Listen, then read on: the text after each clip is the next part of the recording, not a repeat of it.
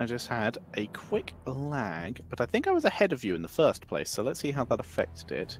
Let's see. I'm sitting at 7.4 at the moment. Okay, yeah, you are like a full second ahead of me. I will have a refresh. Cool. In the meantime, guys, we're going to Battlefield of Eternity for the first time.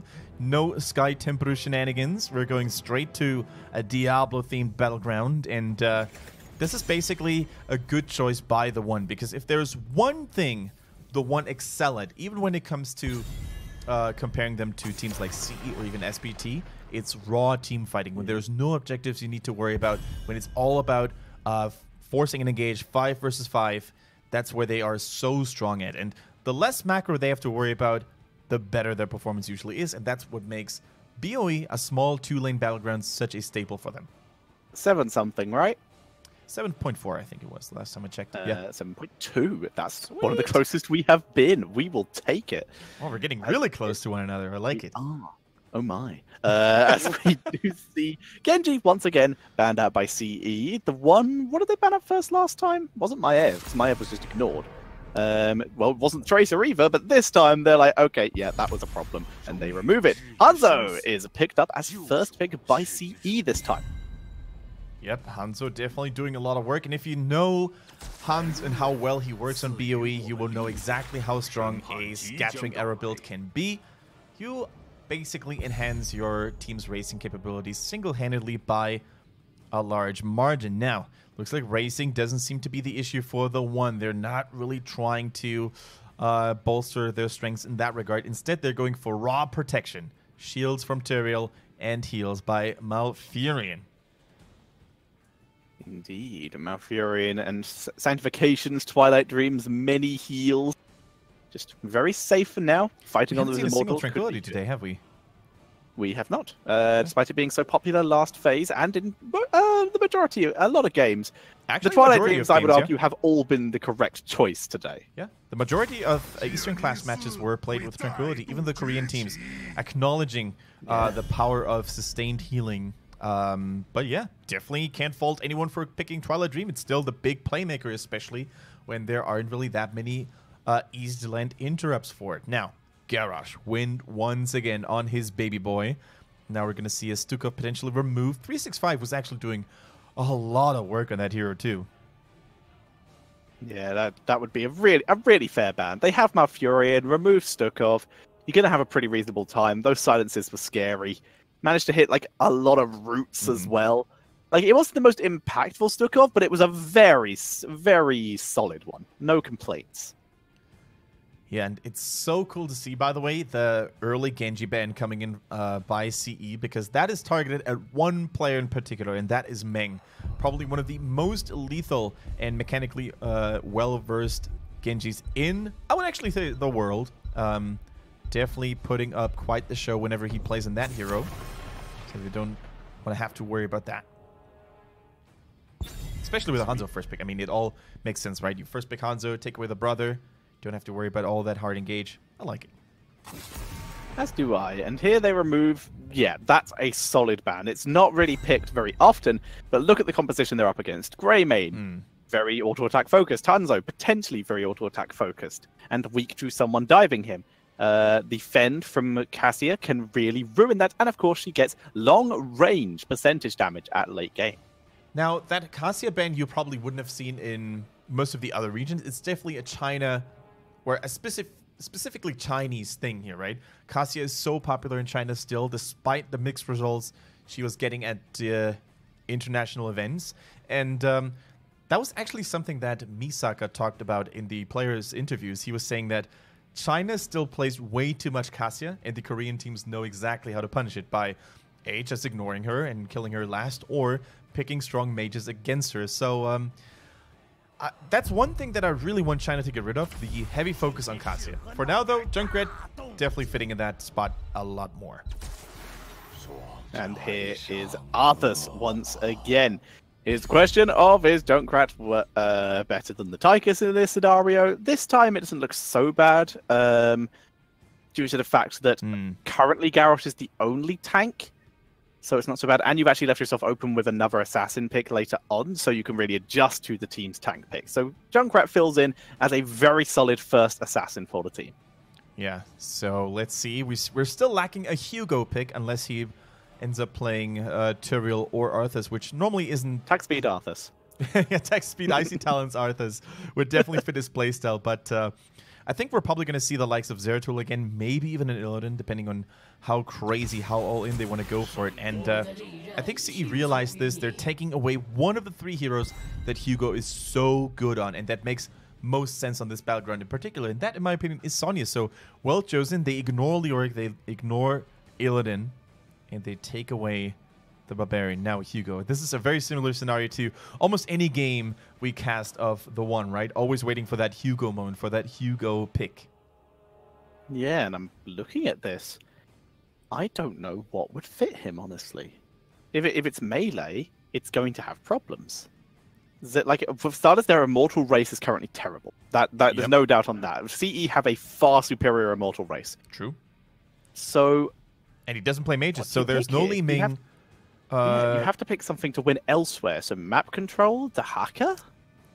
It's hard to say. Could be a Dehaka, could be an Illidan still, to be honest. I think whenever they picked Arthas, they basically made sure that Illidan was the follow-up, because you want to have that AoE slow. It's hard to say. It got nerfed, but it's still pretty decent hit. Nope, Tychus, cool. The second I don't believe it's going to happen, it comes out. Okay. Neat.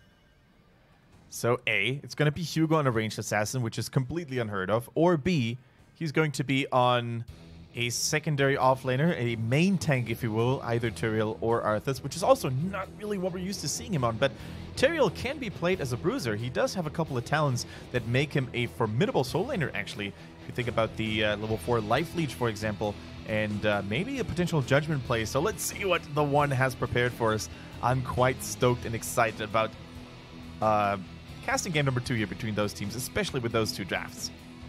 As am I. They're very interesting here. The CE draft is definitely, once again, as we said, better at immortal racing, whereas the one draft is very focused on team fights. It wants to Sank, it wants to Odin, it wants to win a team fight and then go on. Yeah. But the disengage potential that CE have, Garrosh just on his own, is pretty decent. Uther, Cleanse, Divine Shield, all of these disengage tools, TheOne are going to struggle to find a fight.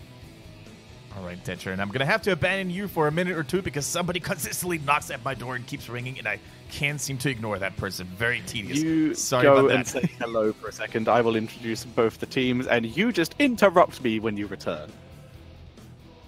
Nice.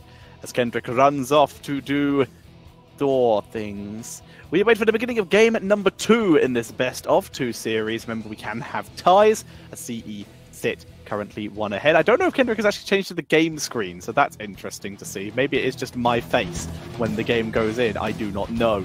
As, ladies and gentlemen, we are loading into map number 2, and spawning on the left-hand side it is TheOne, with Hugo playing Tyrael, Lucky on the Junkrat, Meng on Tychus, ZJZ on Malfurion, and Hehe is playing on the Arthas. And on the right side, it is going to be CE, Chal-End, Relufal on Hanzo, Wind on Garrosh, 365 on Uther, KTY on Greymane, and Zuyu is playing on the Sonya. I really hope Kendrick has swapped onto the game screen, but I will not know until later. Now then, level 1 talents, already very interesting here. We're going for the Hammer of the Lightbringer, coming in by Uther, that auto-attack mana regen, and also the reduced cooldown on stuns. This could be a big deal when dealing with Arthas, if he takes that extra movement speed later on. For starters, Arthas does slow Uther's auto-attacks, which is going to make that a little bit more difficult, but it is still... welcome back, by the way. Yeah, I'm back, by the way. Yeah, it is still gonna... it does slow Uther's auto-attacks, but Uther's gonna be able to stack that very easily, but it does mean he can get the movement speed level 4 if he wants, and that's gonna allow him to disengage from Arthas at least a little bit easier. Yeah, sorry, I just had a neighbor's complaint, and the neighbor was basically complaining about a lack of Sabaping in the chat, so get your act together, Twitch chat, please. Don't disappoint my... my housemates, if you will. Just kidding, by the way. Thank you for taking over, Tetra. Really appreciate it. I would have loved to listen to your solo casting a couple of minutes more, but I'm not mean that way. Did Grubby ever do that to you, by the way, in the open division? Yes, but he did not give me warning. Logan managed to get into this is behind the scenes, no one would have heard this. Logan actually managed to get into Grubby's room when he wasn't supposed to, so Grubby had to like quickly mute himself to stream and disappear, and I could hear it and the stream couldn't, so I just immediately kept talking after the short break I left when I heard like Logan just panting and being dragged out.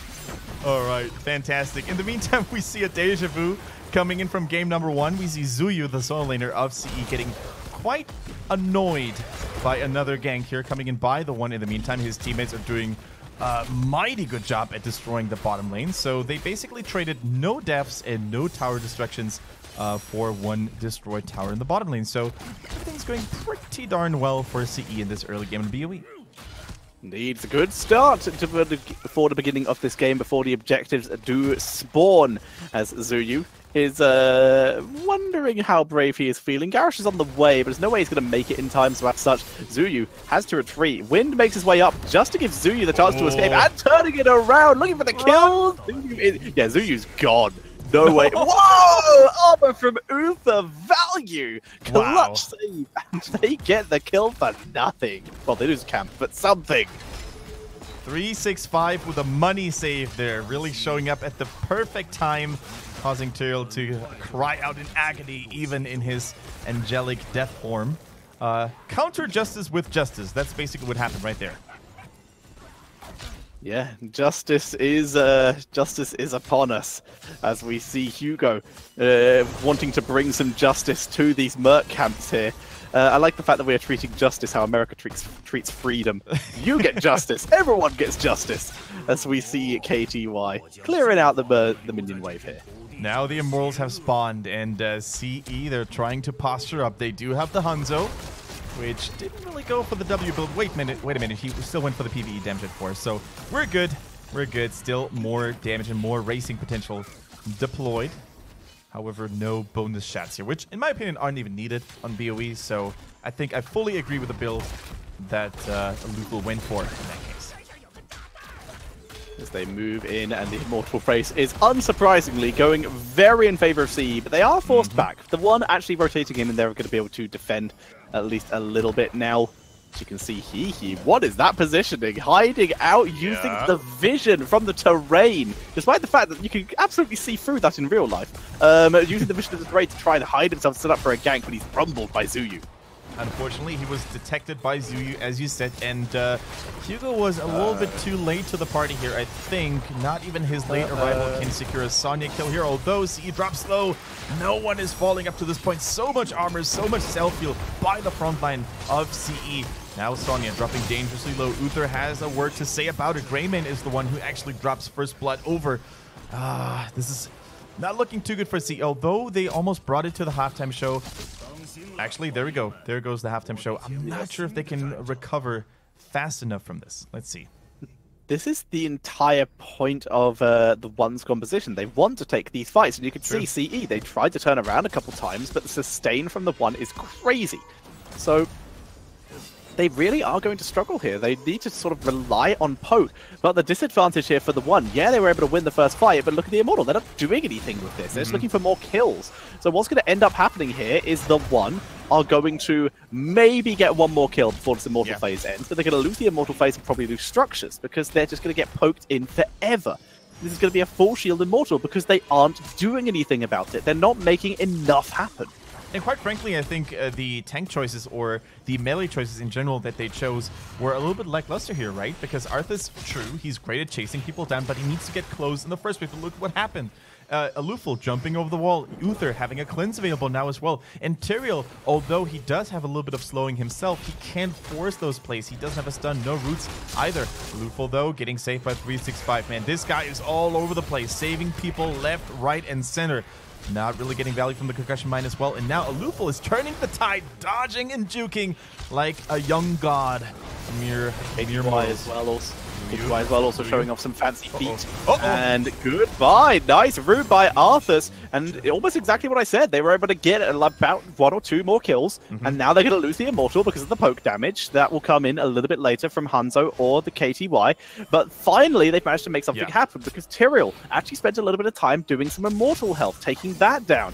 Look at this. Now they're slowing it down efficiently. Now they're actually doing what they should have been doing since the start. A Lufel gets out. Greymane finally finishes it off, but they got the shield down to half. They got kills. They've got themselves a lead out of this. If they can protect their structures, now this is value, but it could have been so much better.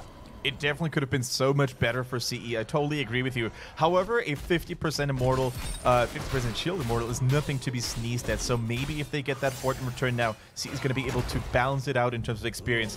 That toss on Hugo could be huge. Wind not committing to it, saving his abilities for later. TheOne sending pretty much everyone they could have up here, and like we said, this is exactly what they need to do. If they can protect their structures here, they're going to lose the towers. There was no chance of that. If they can protect the fort from taking too much damage, then they have managed to get really decent value out of this, despite the misplays a little bit earlier on in that objective phase. They move on, start taking it down, losing the fountain. This is starting to go a little bit rough. Zuyu is getting XP as well. This is starting to go a bit downhill for TheOne. They will defend this, but that's a lot of health lost onto that structure. Once again, if they'd actually taken a little bit more damage on the Immortal or gone more aggressive on their defense, they could have protected a lot more health on this fort. Right, redemption has been completed. Here we go. Lufel trying to really use as much time as he can to drop that poke. He trying to land a hole in Blaster, not connecting. Wind also completing his crest talent, but the roots by ZJZ, by the way. Those, to me, have been the big playmakers in locking down those members of CE. Without those roots, I think the push could have been way more lethal beforehand. Now, Zuyu laning off against Hugo. Did he go Divine Vigor at level 4? No, he didn't. That's sometimes a challenge we see, especially with European teams. Never mind. Okay, delete it. Yep. Nicely done. Just, that was very simple. No comment to make on that. That was just a good kill. As we see level 10 hit for both teams. Very true. Also, I get slightly triggered by CE not picking up the purple globe there at the mercenary camp. Yeah, not everyone was on full health. Garrosh still not at full health, so loss of value as they do pick up the fort weakened earlier. Nice, all executed there. Lufel jumps from the rock into the hard place, finds Hugo, and is pulling back to the rest of his team. Divine Shield was already used on Greymane, but Lufel does actually get out, so they are able to survive the full engage. Only having to burn 2 heroics themselves, not ideal, but better than nothing, and the fact that Curse Bullet is super low cooldown, so that's not so bad. Divine Shield, though, shame there to use that. And the cool thing is, whenever you fight with a numbers disadvantage, right? Whenever you have a 4 versus 5 situation, and the enemy team fully commits into using that, and you survive, and you don't lose a single hero, you're going to get so much value in the opposing lane, and that's exactly what Sonny was able to do, taking out the towers, soaking it up there as well. So up to this point, I really, really like how CE is managing to basically deny and nullify almost all the value that TheOne can get from their aggression. Look at the Immortal race once again. 50% done, and this time they haven't lost a single member just yet. That might change though. Root doesn't land. Indomitable is used by the Garrosh, who is getting absolutely zoned. Riptire kills off Greymane. Wind is down. Halftime show was achieved, but 2 more kills. This is exactly what TheOne are looking for, and this time they can move aggressively. Their Immortal is so easy to defend now. This is the kind of scenario they want. This is much more favorable now for them. The Immortal positioning, as you said, is so much better for them. They no longer have to worry about the backdoor poking from Greymane and Hanzo. In the meantime, Junkrat can easily clear the Fallen Shaman camp that was otherwise doing, or would have otherwise done terrible things to them. The Divine Shield is ready here now, but protected against protected. The Sanctification, so well timed here. CE moving into a defensive position. Nice spear, but Lucky gets healed up and will survive this. Win not able to land the Groundbreaker as they begin pushing in. Nice grenade by Tychus, but they've moved back very far here. They're actually going to lose this objective if they're not careful. There's the Odin defensively propped here as Hehe moves forward. Win throwing it away from the team. The Immortal already down, but can they pick up the kills that they want here to try and turn this around again? Slows from the Odin as KTY and Win drop low. This may end up being a double sacrifice again, so the rest of the team can get away, and that's exactly what happens. Can't run away from the giggling Arthas that is known as Hehe. He will catch you all in the end. And if you have low mobility heroes like Greyman and Garage who don't really have a blink or a teleport or a dash of some sort, then you're not going to be able to outrace an Arthas, even if you have movement speed available. So, very unfortunate once again for CE. Despite getting the objective, the overall value they can achieve remains minimal here. Zuyu trying to poke a little bit, trying to thwart and confuse the opponents of the one a little bit, and they do get up the fort. That's nice. So slowly but surely, they're creeping towards more experience and more value on the map. Imperial moves back. They will be able to finish off this Immortal. It will probably get one tower. Actually, it's going to be pretty close. No, the tower will survive. Yeah. Only down to half health, actually, as they are able to finish that off. But still, despite all this, the one has a pretty significant XP lead. If they are actually able to move in and take care of that bot fort and top fort, they're going to be so far ahead. Absolutely That's true. Banked XP here. Definitely true. The moment the one starts getting a couple of buildings themselves, as you said, they're going to catch up and maybe even overtake their opponents. We have a PP here, which means pause, please, for all of you who are interested in some pro gamer lingo. Hopefully nothing too serious. Usually it's just, you know, water spilled or a mouse lagging or screen going off. Nosebleed, as we had at one point. What was that? Oh, did you miss that one? Bakery at, I think, mid-season 4. Basically, we got a pause, please. Okay. And the camera comes up, and the Bakery has a nosebleed, and it's just just stabbing away. And I thought, because I was at the analysis desk at the time, that happened right after I saw JPL. I don't know if the camera's on us, but it happened right after I saw JPL go, yeah, as they got a kill. I thought he'd whacked Bakery in the face. But it was super dry in the arena. And, can you imagine, like, Bakery not saying anything, just pulling it all the way through, and then at the winner's ceremony, he's just a blood-soaked shirt saying that, yeah, that's my opponent's right now. But no, Aircon is a harsh mistress sometimes. Savior of temperatures, but very harsh on sinuses.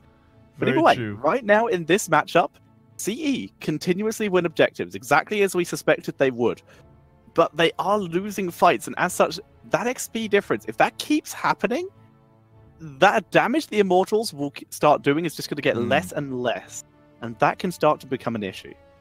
Yeah, that certainly can. And I think right now we can actually take a moment in time to appreciate the fabulous wardrobe of our Chinese colleagues once more. I wish I could actually have a stylist ready and providing me with super cute dresses and no, wait a minute. Not dresses, suits. That's what I wanted to say. I mean, you had one for a while, but I think didn't your girlfriend move? So yeah. So yeah, your stylist is gone. Shout out to the Chinese stylist at the Eastern Clash, by the way, doing a wonderful job. I actually received compliments about me looking sharp as hell, to basically quote someone on Twitter, and that's quite unusual for me. So I felt very special, like a special snowflake. As we see the teams beginning to rotate around, looking for opportunities. You can see Win. Look how aggressively he is set up forward, looking for an opportunity there. Yep. 14-13. Teams are starting to regroup, and it wouldn't actually surprise me if the one tried to turn on the heat a little bit more to maybe try to get some structures themselves. 30 seconds until yet another Immortal race, and if you remember how those previous Immortal fights went for CE, and you're the one, you're going to realize that even if they get 1 kill or 2 kills, maybe even, if they don't stop this Immortal from pushing, they're eventually going to lose the game because those Immortals scale really, really hard. They do, but so do the one. Their damage output's going to get really good. And so far, they've actually just been getting more and more off the shield each time. So this is the opportunity. Look at this. They're actually going to start aggressive this time. Yeah. Zoning themselves out. Positioning 2 heroes. They already take a tiny bit of health. But you can see how little it is. Their poke damage is nothing. And we see Law and Order, by the way, coming in here for Tyrael at level 13. No holy ground shenanigans. That means they're not going to be able to block potential engage or retreat paths for CE, but of course they are going to have much more damage and more shielding done, in particular. The first bullet dropping he quite low here, but he remains his calm, he remains his cool, not popping the ghouls too prematurely. You can see 365 using that extra movement speed, the pursuit of justice, to get himself out of range of Arthas. The Immortal finally begins being assaulted. Half-time show is achieved. Huge. And the reason for this is because Junkrat is top lane. He's clearing out because otherwise his keep would be in serious danger. And this is kind of the worst case scenario for the One. They would have loved their Immortal to come to their side here. Now it's still at the halfway point, so they have to play aggressively into a less than favorable position, which they're trying to do, looking for wind once again. Cocktail finished here, and nice Divine Shield, clutch last second here to give Garrosh a chance to escape. Riptide begins rushing through. KTY taking a huge amount of damage, microing through, finally taken down due to the slow. Sanctification is huge, and Wind looking for an opportunity to turn that round instead, gets himself killed as well. Wait a minute, how did the One just dive underneath an enemy fort and still get away almost untouched? That is insane. I can only imagine that the Ghouls of Arthas were still absorbing a couple of those fort shots, because that was so deep, but yet they remain almost unharmed. However, Zuyu is still here, Alufal is still here. They're trying to keep the enemies at bay while at the same time dealing a little bit of harassment from afar. As we see a lovely Twilight Dream. Sonya, no chance of surviving. Alufal may have to take a nice little wall jump to get out of here, as he does. And 365, he should be fine. He has enough mana for one Hammer of Justice if anyone does chase him in here.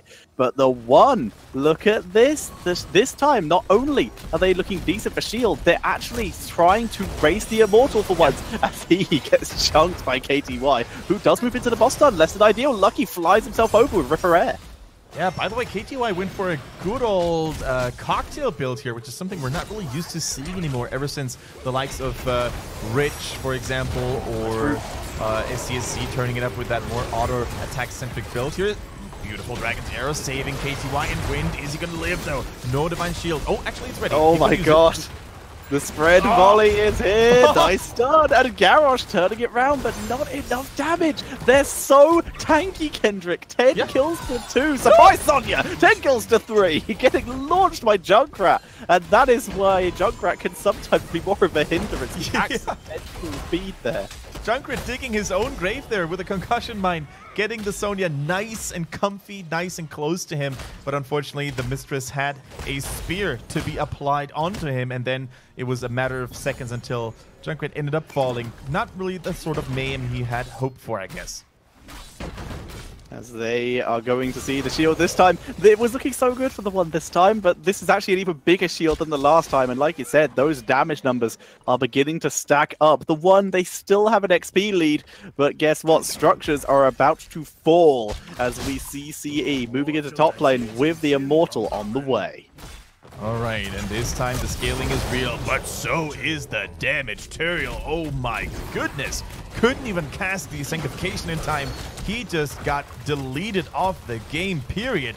Hugo not having the best of days, struggling in game number 1 on the Zeratul, struggling in game number 2 on the Tyrael. The Root vulnerability, Root armor reduction from Arthas, really nice. Riptire over the wall, wrap it around. 365 chasing it down, actually stuns the tire for a bit, and the tire goes down. And Junkrat, it's a good thing it did as well, because everyone was rushing through. He might have got himself killed off here. The Immortal with over half health, the Odin gets thrown. Twilight Dream for the last ditch effort for the defense. Wind taken out, he's the main tank here. Divine Shield on Sonya though, that's all she wrote, and that's going to be GG. As CE takes game number 2 and the full 2 point. Yep, nice victory for CE, besting their rivals, besting the team that had taken the playoff spot, the number 2 seed from them last phase. So a little bit of a redemption strike there for them. Must feel good, man.